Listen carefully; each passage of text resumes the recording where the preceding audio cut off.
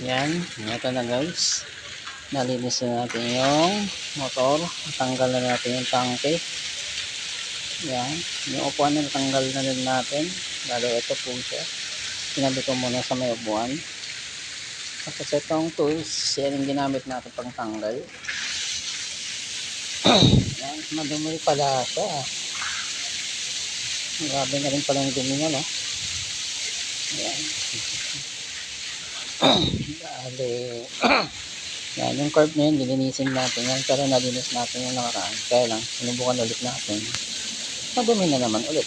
Kaya lilinisin ulit natin yan para suwabe. Yan. Yan. Yung air cleaner, yan po siya. Nalinis ko na po yan. Nakala ko yan yung may sira pero goods pa pala. Kaya pinabit ko na ulit. Tapos, yan. Kabit na natin yung spark plug. Kabit na muna natin spark plug. So, sunod, kakabit natin yung tangke kapipuan.